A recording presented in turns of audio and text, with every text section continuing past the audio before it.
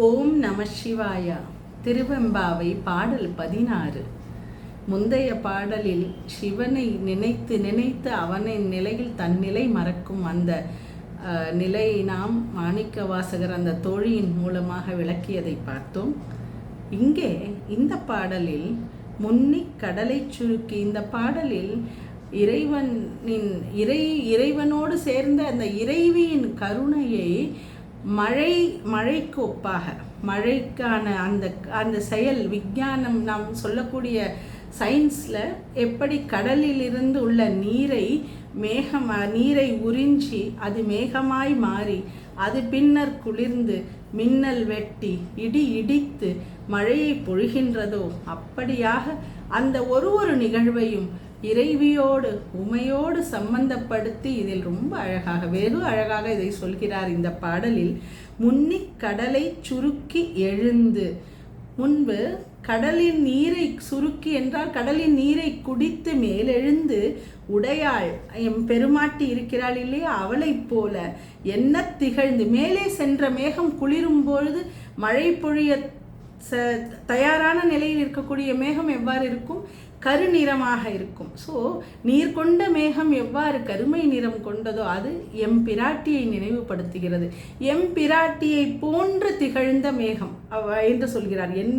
உடையால் என்ன திகழ்ந்து எம் பிராட்டி ஒத்த நிறத்தை கொண்டதாக அந்த மேகம் அப்படி திகழ்ந்து எம்மை ஆளுடையாள், எம்மை ஆளக்கூடிய அவள் எம் தாய், அவளின் இட்டிடையின் மின்னி பொலிந்து அவளின் சிறிய இடை போன்ற அந்த மெல்லிய மின்னல் கீற்றானது மின்னல் கொடி போன்ற இடை கொண்டவள் என்று வர்ணிப்போம் இல்லையா, அவ்வாறாக அந்த மின்னல் கீற்றை போன்ற சிறு இடை, அவளின் சிறு இடை போல மின்னல் பொலிந்து மின்னல் மின்னி. அடுத்தது எம் பிராட்டி திருவடி மேல் பொன்னம் சிலம்பில் சிலம்பி, அவள் கால்களில் அணிந்துள்ள பொன்னால் ஆன சிலம்புகளின் அந்த சப்தத்தை ஒப்ப இடி இடித்து திருப்புருவம் என்ன.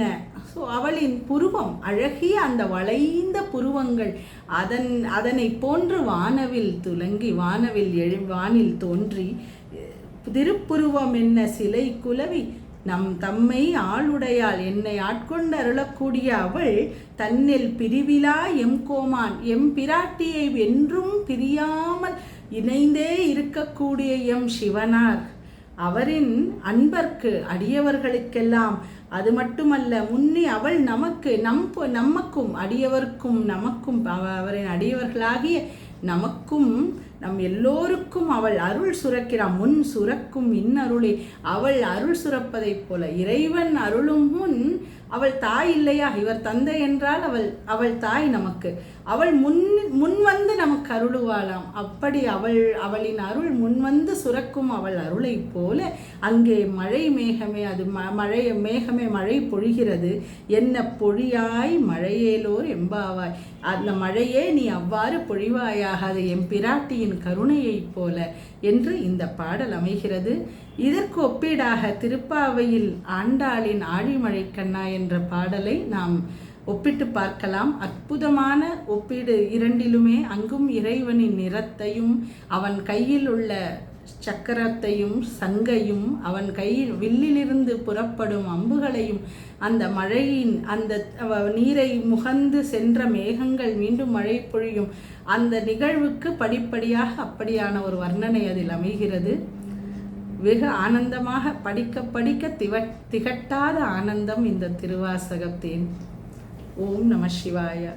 திருச்சிற்றம்பலம். சிவசிதம்பரம். தென்னாடுடைய சிவனே போற்றி, எந்நாட்டவர்க்கும் இறைவா போற்றி போற்றி.